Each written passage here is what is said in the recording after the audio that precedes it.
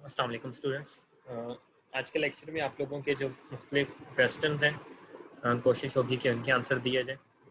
सबसे पहला क्वेश्चन ये था कि हमने एक शीट पे काम कर लिया। फॉर एग्जांपल कि आपके पास शीट है, इस पे हमने काम कर लिया और इस शीट के ऊपर हमने परसेंटेज, एवरेज और ये सारे मार्क्स कैलकुलेट कर लिए हमें। तो इसके बाद हम लोग ये चाह रहे हैं कि इसके अंदर एक जगह पे हमें एक रो की ज़रूरत पड़ गई। फॉर एग्जांपल यहाँ पे हमें ज़रूरत पड़ गई कि आपने एक रो ऐड करनी है। हम यहाँ पे रो को कैसे ऐड कर सकते हैं? तो आपने जिस जगह पे रो को ऐड करना है उस जगह पे कहीं भी क्लिक करना है, कहीं भी आपका दिल करता है। फॉर एग्जाम्पल मैं यहाँ पे क्लिक करता हूँ, आपने इंसर्ट में जाना है और इंसर्ट शीट रो कर देना। तो यहाँ पे आपके पास क्या आ जाएगी? रो इंसर्ट हो जाएगी। डन हो गया। तो ये आपके पास रो इंसर्ट। फिर डन है कि हमने एक रो हमारे पास ऐड होगी। फॉर एग्जांपल अब मुझे लगता था कि एक्स्ट्रा आगे इसको डिलीट करना है, डिलीट पे आपने क्लिक करना है और डिलीट शीट रो। तो ये आपकी शीट रो होगी, क्या हो जाएगी? डिलीट हो जाएगी। सेकंड हमसे पूछा जा रहा था अगर हमने कॉलम ऐड करना है, तो जिस जगह कॉलम ऐड करना चाहते हैं उस जगह पे जाएं, इंसर्ट पे क्लिक करें और इंसर्ट शीट कॉलम। तो ये आपके पास शीट कॉलम आ गया। आपको लगता है ये एक्स्ट्रा कॉलम आ गया, डिलीट पे जाए और डिलीट शीट कॉलम कर दें तो ये डिलीट हो जाएगा। दैन आपने मुख्तलिफ कलर करने, आपके पास ये फिल के ऑप्शन से आप कलर करें। एक ऑप्शन ये है कि आप यहाँ से जिस भी तरह का कलर करना चाहते हैं आप वो यहाँ पे कलर कर सकते हैं। मुख्तलिफ रोज, मुख्तलिफ कॉलम्स के लिए आपका जो कलर हो सकता है वो डिफरेंट हो सकता है। तो आप कोई भी कलर चाहें तो ये आप लोग यहाँ पे कलर भी कर सकते हैं। इवन आपने सिंगल एंट्री को भी कलर करना है, ये देखें सिंगल एंट्री कलर हो जाएगी आपके पास। तो ये आप डिफरेंट तरह के कलर्स के लिए आप यहाँ से ये वाले ऑप्शन को यूज़ करेंगे।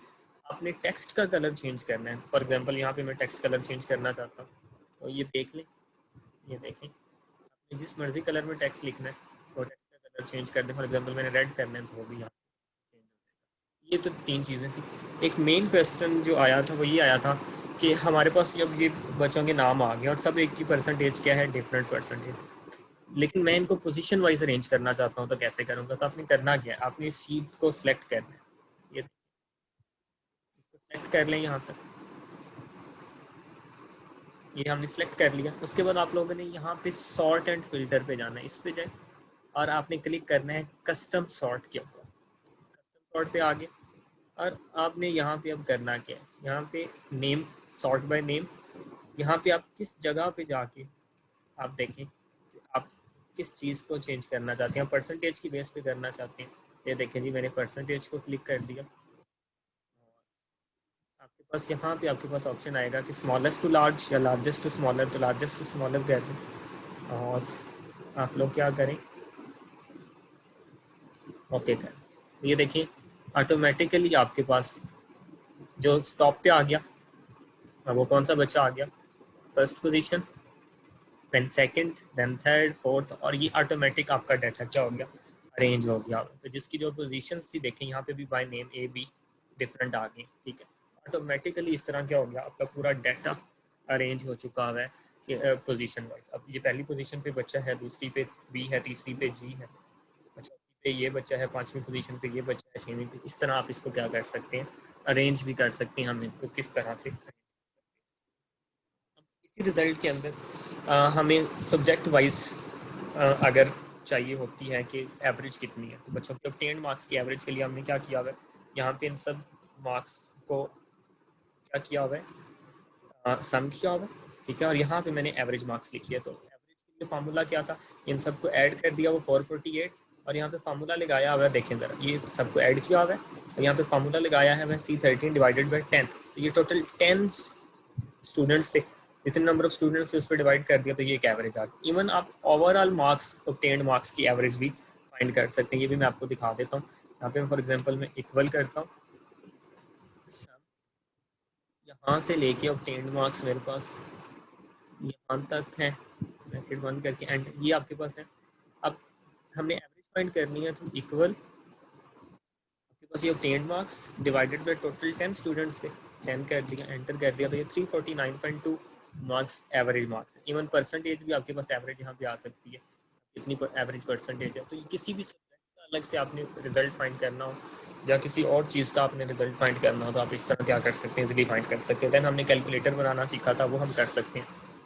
फिर ये होता है कि आपने किसी भी स्टूडेंट के लिए एवरेज का ग्राफ ड्रॉ करना है, उसकी परसेंटेज। फॉर एग्जांपल ये बच्चा है हमारे पास और हम चाहते हैं कि इसके लिए एक कॉलम का ग्राफ ड्रॉ करते हैं। ये मैंने ग्राफिक सेलेक्ट कर लिया। अब ये आपके पास ऑटोमेटिक हर एक चीज़ का ग्राफ बन गया। यहाँ पे आप चाहें तो जो यहाँ से चेंज है, चार्ट टाइप चेंज कर सकते हैं। डाटा सेलेक्ट करना चाहें मैं आप डाटा सेलेक्ट कर लेता हूँ। मैं डाटा सेलेक्ट करता हूँ फॉर स्टूडेंट ए, मैंने एंटर कर दिया। तो देखें स्टूडेंट ए के लिए आपके पास क्या बन गया, डाटा बन गया कि उसकी डिफरेंट सब्जेक्ट्स कलर में कितनी है। चूँकि मैंने अभी सब्जेक्ट मेंशन नहीं किया था, अगर मैं चाहूँ देखें ज़रा, ये देखिएगा सेलेक्ट डाटा। अब मैं सब्जेक्ट्स को भी चूज़ करता हूँ, ये देखें ओके किया। ये मुतलका सब्जेक्ट में उसका जो प्रोग्रेस चार्ट है ऑटोमेटिक बन गया और ये सीरियल नंबर 1 का है। सीरियल नंबर 1 का आप यहाँ पे नाम मेंशन करना चाहे तो वो दे सकते हैं, जो मर्जी आप लिखना चाहें वो लिख सकते हैं। यहाँ पे हमने सीरियल नंबर रोल नंबर 1, ये आपके पास सिंपली उसकी क्या बन गई, आपके सामने प्रोग्रेस भी बन गई है।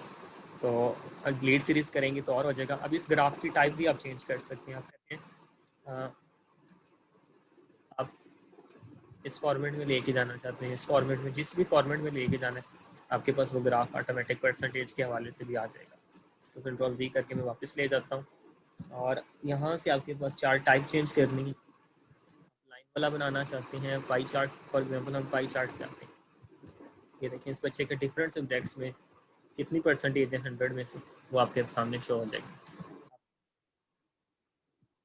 3D रोटेशन भी इसमें करवा सकते हैं। यहाँ से आप जो वैल्यू देंगे एक्स एक्सिस पे, वाई पे, जी पे जितना रोटेट करना है वो आप रोटेट करके इसकी 3D रोटेशन भी कर सकते हैं।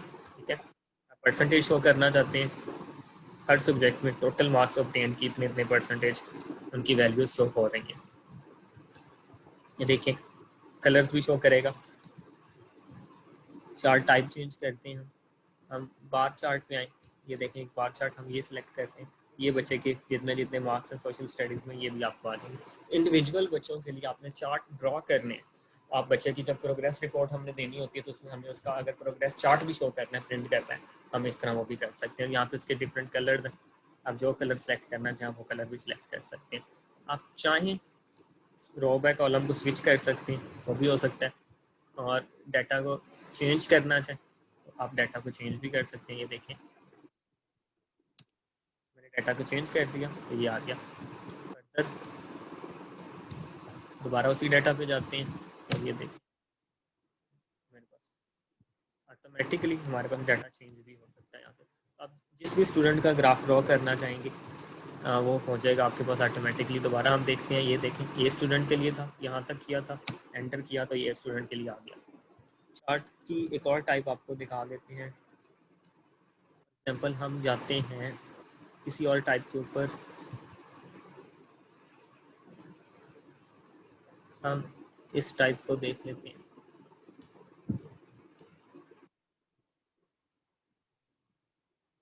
ये देखें तो आपके पास हर सब्जेक्ट में जितने मार्क्स हैं आपको इस तरह से प्रोग्रेस चार्ट भी शो हो सकता है कि टोटल का वो कितना है।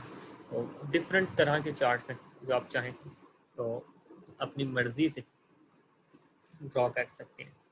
अब मैं दोबारा इसको बेसिक पे ले जाता हूँ क्योंकि हमारी रिक्वायरमेंट, मुझे ये चार्ट अच्छा लग रहा था तो हम इसको उसी चार्ट के ऊपर ले जाते हैं। 100% में से कितने परसेंट मार्क्स उसके, वो बच्चे का चार्ट की प्रोग्रेस आपके सामने शो हो गई है। आई होप कि ये चीज़ आपको क्लियर होगी। और फर्दर भी अगर आपकी इसके हवाले से कोई क्वेश्चन है तो वो आप पूछ सकते हैं। हम किस तरह किसी भी बच्चे का चार्ट ड्रॉ कर सकते हैं, परसेंटेज कैलकुलेट कर सकते हैं, ग्रेड्स कैलकुलेट कर सकते हैं, इंडिविजुअल सब्जेक्ट के अंदर एवरेज कैसे फाइंड की जा सकती है, ओवरऑल एवरेज अपने स्कूल के रिजल्ट की कैसे फाइंड की जा सकती है। ये डिफरेंट ऑप्शन आपके पास हैं जो हम कर सकते हैं।